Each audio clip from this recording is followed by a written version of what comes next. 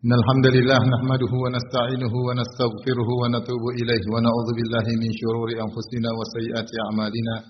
May yahdihillahu fala mudilla lahu wa may yudlil fala hadiya lahu. Asyhadu an la ilaha illallah wahdahu la syarika lah wa asyhadu anna Muhammadan abduhu wa rasuluhu la nabiyya ba'dah. Ya ayyuhalladzina amanu taqullaha haqqa tuqatih wa la tamutunna illa wa antum muslimun.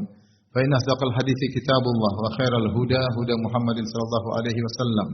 Wa syarrul umuri muhdatsatuha wa kullu muhdatsatin bid'ah wa kullu bid'atin dhalalah wa kullu dhalalatin finnar. Ma'asyiral muslimin usikum wa nafsi bittaqullah faqad fazal muttaqun. Al-Imam Ahmad meriwayatkan dalam musnadnya dari hadis Anas bin Malik radhiyallahu taala anhu, beliau berkata, "Kunna julusan ma'a Rasulillah sallallahu alaihi wasallam."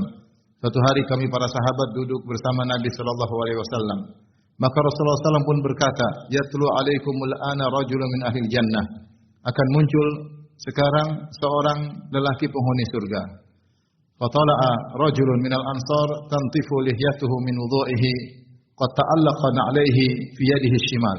Tiba-tiba muncul seorang laki dari Ansar dalam kondisi jenggotnya masih bercucuran bekas wudunya.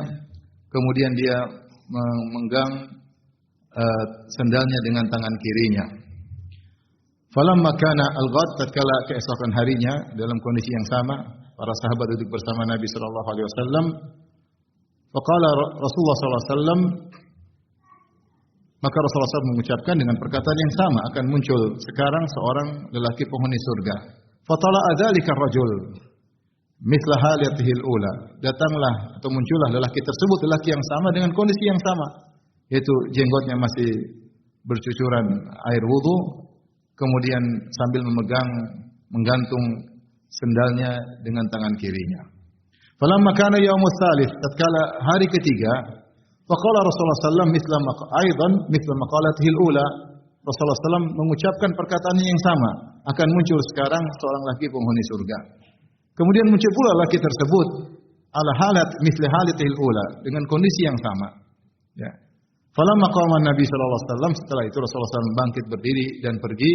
Tabi'ahu Abdullah bin Amr bin Al-As radhiyallahu anhuma. Maka lelaki ini, seorang Ansari ini yang tidak diketahui namanya, diikuti oleh Abdullah bin Amr bin Al-As radhiyallahu taala anhuma. Kemudian Abdullah bin Amr bin Al-As radhiyallahu anhuma berkata kepada lelaki ini, "Ya Abdullah, wahai fulan, inni lahaitu abi, saya ada masalah dengan ayahku. Wa aqsamtu alla adkhula alaihi thalathan, dan aku telah bersumpah untuk tidak nginap di rumah ayahku selama 3 hari. Fa in ra'ait an tu'yani ilaika hatta tamdi fa'al." Kalau memang kau mengizinkan aku untuk tinggal bersamamu selama 3 hari, selama 3 malam, jazakallah khair, saya sangat berharap. Maka orang tersebut berkata, "Na'am, silakan." Akhirnya Abdullah bin Amr bin Al-As radhiyallahu anhu pun tidur di rumah orang tersebut selama 3 malam. Kata Anas bin Malik radhiyallahu taala anhu, "Wa kana Abdullah yuhaddits." Maka setelah itu Abdullah bin Amr bin Al-As bercerita tentang kisahnya bersama lelaki tersebut selama 3 malam. Falam yarahu yaqumu minal laili syai'a. Ternyata orang ini selama 3 malam tidak pernah salat malam. Ghairu annahu idza ta'arra minal lail wa taqallaba ala firashihi dzakara Allah wa kabbar hatta yaquma li salatil fajr. Hanya saja kalau di malam hari dia terjaga, terbangun, maka dia segera berzikir kepada Allah. Lelaki ini yang disebut oleh Nabi penghuni surga selama 3 hari berturut-turut. Dan dia bertakbir kepada Allah Subhanahu wa taala. Demikian, dia tidak bangun malam, tapi kalau setiap dia terjaga, dia berzikir kepada Allah Subhanahu wa taala. Sampai akhirnya salat subuh. Yaqulu Abdullah juga berkata di antara kesimpulan orang ini, "Ghairu anni la asma'hu yaqul illa khairan." Hanya saja aku tidak pernah mendengar orang ini berkata-kata kecuali kebaikan.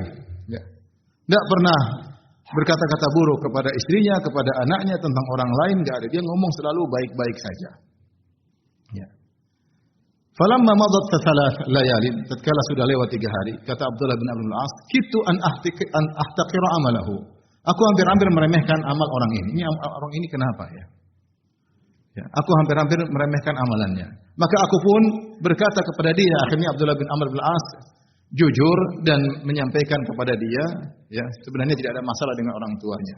Dia mengatakan, "Ya Abdullah wahai fulan, lam yakun baini wa baina abi ghadabun wala hajarun."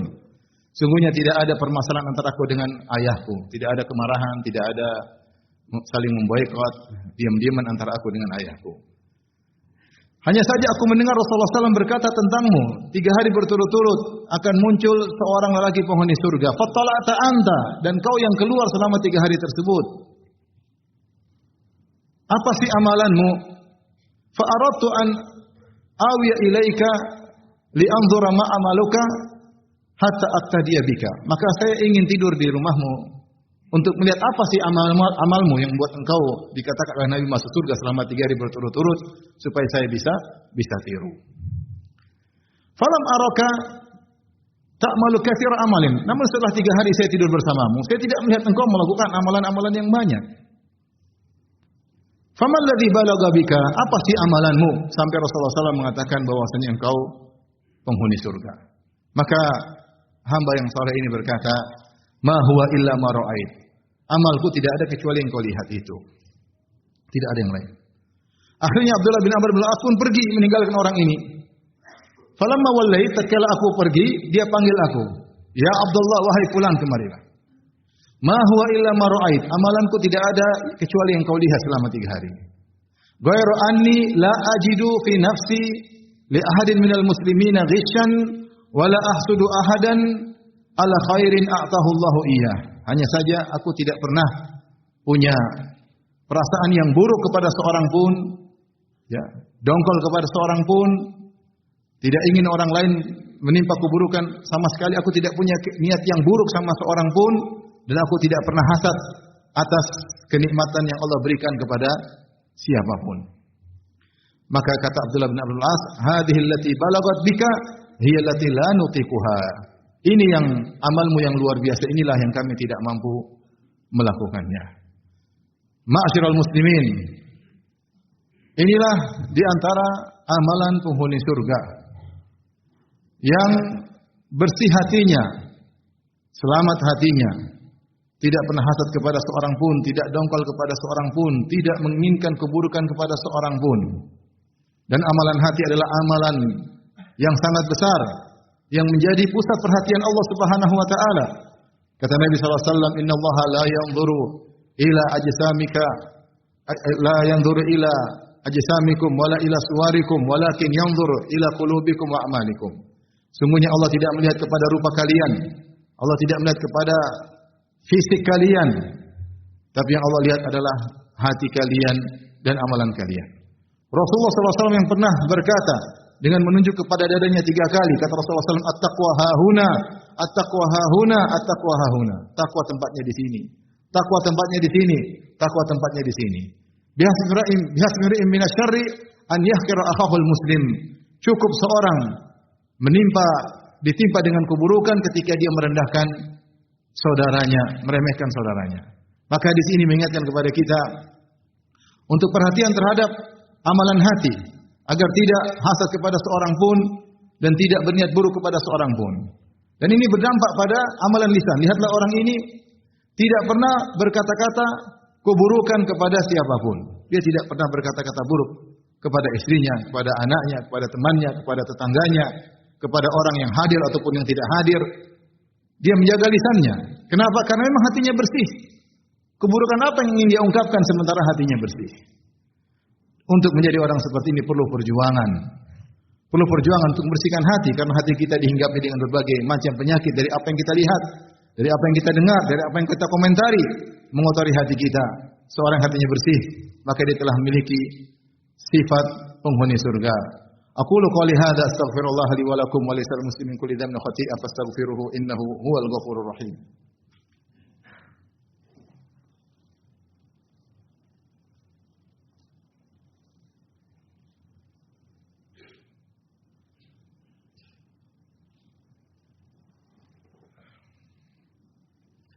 Alhamdulillahi ala ihsanihi wa syukru lahu ala taufiqihi wa amtinanihi wa asyhadu an la ilaha illallah wahdahu la syarika lahu ta'ziman li sya'nihi wa asyhadu anna Muhammadan abduhu wa rasuluhu da'ila ridwanihi. Allahumma salli alaihi wa ala alihi wa ashabihi wa ikhwanihi. Ma'asyiral muslimin, Di antara hal-hal yang membantu kita untuk membersihkan hati kita dari hasad, ya karena ternyata di antara ciri penghuni surga adalah orang yang bersih dari hasad. Maka ada beberapa perkara yang perlu kita renungkan agar kita bisa melawan hasad yang menjangkiti hati kita. Karena hasad sering bercokol di hati kita, namun kita berusaha untuk mengusirnya.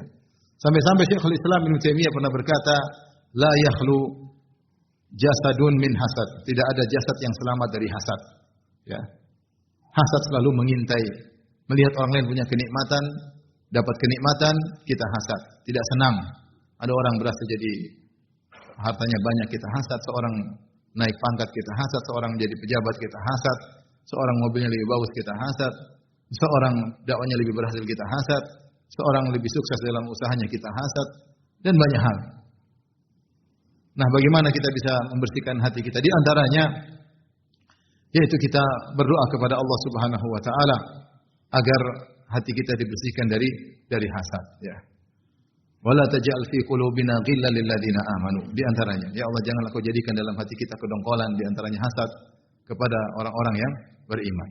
Di antara juga doa Nabi sallallahu alaihi wasallam, wastul sakhimata qalbi. Ya Allah, cabutlah penyakit-penyakit hatiku. Di antara penyakit berbahaya adalah hasad. Yang kedua, sungguhnya hasad adalah akhlak dari makhluk-makhluk yang buruk. Dia adalah akhlaknya iblis yang hasad kepada Nabi Adam alaihissalam. Dia adalah akhlaknya Qabil dan kepada Habil yang akhirnya membunuh Habil. Karena kurbannya Habil diterima, kurbannya Qabil tidak diterima. Dia adalah akhlaknya Yahudi yang hasad kepada Nabi sallallahu alaihi wasallam, hasadan min indi anfusihim. Hasad kepada Nabi dan hasad kepada kaum muslimin. Kenapa? Karena Nabi terakhir ternyata bukan dari kalangan Yahudi, tapi dari kalangan Arab. Maka mereka pun hasad dan tidak mau beriman kepada Nabi Muhammad sallallahu alaihi wasallam. Itu adalah hasad akhlaknya Abdullah bin Ubay bin Salul, tokoh orang-orang munafik.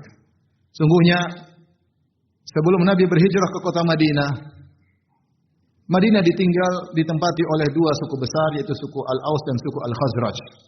Yang kedua suku ini suku yang bersaudara, namun terjadi pertikaian besar di antara mereka. Sampai akhirnya terjadi perang besar namanya Perang Bu'ath.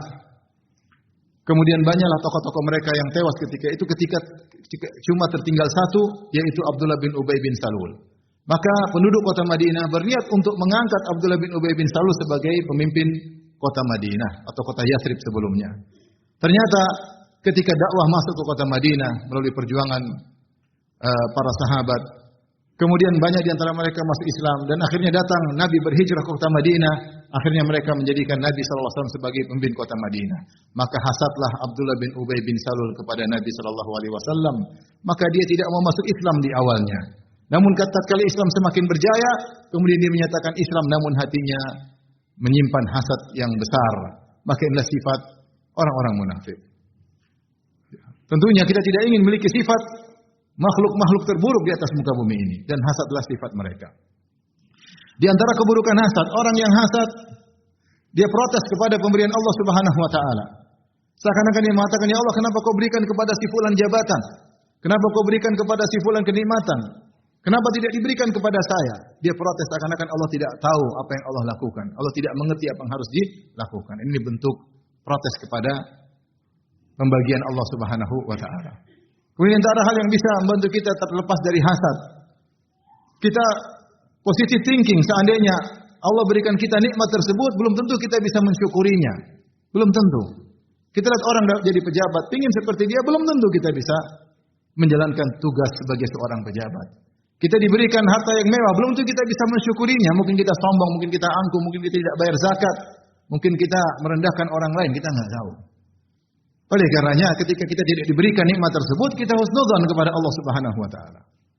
Dan di antara bahaya hasad, bahwasanya hasad ini bisa menghabiskan pahala-pahala yang kita miliki. Dalam satu hadis yang dhaif secara sanad namun matanya disepakati kebenarannya, Rasulullah SAW bersabda, "Iyyakum wal hasad, fa innal hasada ya'kulul hasanat kama ta'kulun nar al-hatab." Waspadalah kalian dari hasad, sungguhnya hasad itu memakan pahala-pahala sebagaimana api yang membakar kayu dengan cepatnya. Kalau api sudah menjalar di kayu, kayu cepat hangus, cepat habis. Demikian juga hasad, kalau sudah menjalar ke dalam dada seseorang, maka mudah menghabiskan pahalanya. Kenapa? Karena hasad tidak membuat seorang akan berdiam diri, dia akan ngomong. Dia akan menzalimi orang dihasati. Mungkin direndahkan, mungkin digibahi, mungkin dituduh yang tidak-tidak. Sehingga hasad mengantarkan kepada perbuatan zalim. Hasad mengantarkan perbuatan zalim. Sebagaimana Qabil berbuat zalim kepada Habil. Sebagaimana saudara-saudara Nabi Yusuf berbuat zalim kepada Yusuf. Semua karena apa? Karena hasad. Lihatlah sifat penghuni surga yang kita sebutkan di awal hadis. Dia tidak pernah ngomong keburukan tentang orang lain. Kenapa dia tidak hasad sama seorang pun? Kemudian di antara hal yang bisa membantu kita meninggalkan hasad, bahwasanya kalau kita hasad, sungguhnya kita menzalimi diri sendiri, bukan menzalimi orang lain. Orang yang paling sengsara dari hasadnya kita adalah kita sendiri. Kita yang pertama sengsara. Melihat orang dapat nikmat, kita yang sengsara. Dia bahagia, kita sengsara. Dia semakin bahagia, kita semakin apa? Sengsara. Oleh karenanya, di antara ciri-ciri penghuni surga, tidak ada hasad di antara mereka. Penghuni surga, tidak ada dongkol di antara mereka, tidak ada hasad di antara mereka. Kata Allah Subhanahu wa taala, "Wa naza'na ma fi sudurihim min ghillin ikhwanan ala sururin mutaqabilin." Kami cabut dari dada-dada mereka ghil, dengki, semua keburukan hati. Kemudian mereka pun di surga saling berhadap-hadapan, saling bertatap-tatapan dengan penuh kebahagiaan.